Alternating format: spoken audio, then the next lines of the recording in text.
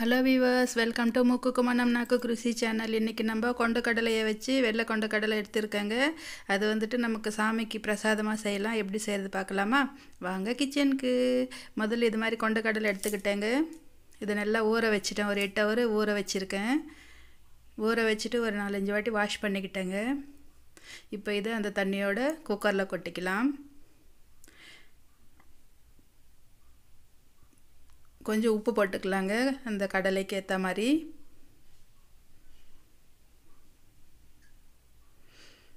இப்போ குக்கர் மூடி போட்டுக்கிட்டு 2 விசில் விட்டுக்கலாங்க. நம்ம ஊற வச்சதுனால சீக்கிரமாக வெந்துடும். 2 விசில் வந்து முடிஞ்சிடுச்சிங்க. நல்லா ஸ்டீமெல்லாம் அடங்கிட்ட அப்புறமா பாருங்கள் எப்படி வெந்திருக்கு. இவ்வளோ வந்தால் போருங்க, சாப்பிடும்போது நல்லாயிருக்கும். ரொம்ப குழஞ்சிடுச்சினாலும் நல்லா இருக்காது. இப்போ அதுக்கு தாளிப்பு போட்டுக்கலாம்.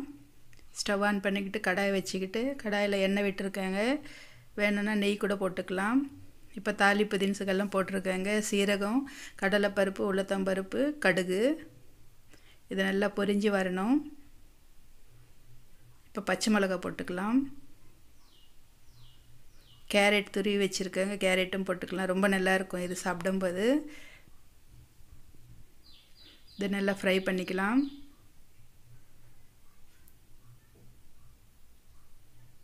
இப்போ கருவேப்பிலை போட்டுக்கிட்டேங்க.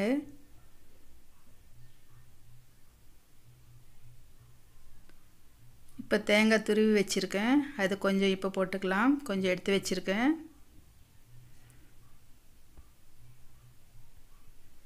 இப்போ இது நல்லா எண்ணெயில் நல்லா ஃப்ரை பண்ணிக்கலாம் தேங்காவையும்.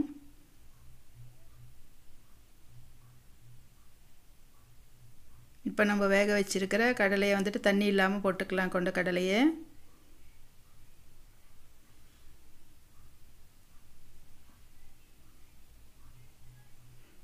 போட்டு ஒரு வாட்டி நல்லா இது மாதிரி மிக்ஸ் பண்ணிக்கலாம்.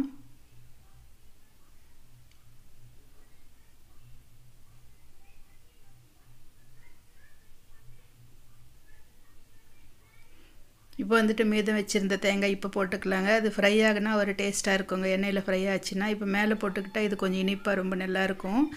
அதனால் அப்படி கொஞ்சம் போட்டிருக்கோம். இப்போ இறக்கும்போது கொஞ்சம் இது மாதிரி போட்டுக்கிட்டோம்னா ரொம்ப நல்லாயிருக்கும் தேங்காய்.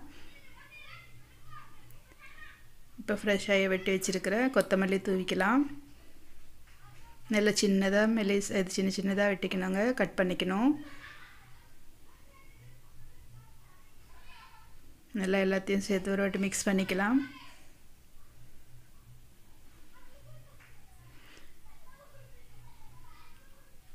சுட சுட கொண்டக்கடலை சுண்டல் ரெடி ஆகிடுச்சிங்க. ரொம்பவும் நல்லாயிருக்கும். இது பிரசாதமாகவும் சாமிக்கு படைக்கலாம், நம்ம சாட்டாகவும் சாப்பிட்லாம். ஃபைனலாக கொஞ்சமாக உப்பு தூவிக்கலாங்க, இந்த போட்ட மசாலாவுக்கெல்லாம் சரி போகிற மாதிரி. இதே மாதிரி நீங்களும் கணபதிக்கு பிரசாதம் படைச்சி வைக்கலாம்.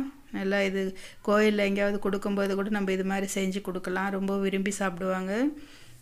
ஓகே வியூவர்ஸ், நீங்களும் இதே மாதிரி செஞ்சு என்ஜாய் பண்ணுங்கள். நாங்களும் இந்த கொண்டக்கடலையோடு என்ஜாய் பண்ணுறோம். நம்ம சேனல் சப்ஸ்கிரைப் பண்ணிக்கோங்க, லைக் பண்ணுங்கள், உங்கள் ஃப்ரெண்ட்ஸுக்கு ஷேர் பண்ணுங்கள். பாருங்கள், பார்த்தாவே எவ்வளோ கலர்ஃபுல்லாக இருக்குது. நம்ம வீட்டில் பசங்க கூட இது மாதிரி செஞ்சு கொடுத்தா நல்லா சாப்பிடுவாங்க. ரொம்ப டேஸ்ட்டாகவும் இருக்கும். ஓகே வியூவர்ஸ், நானும் என்ஜாய் பண்ணுறேன். இதே மாதிரி நீங்களும் செஞ்சுக்கோங்க. ஓகே, பாய்.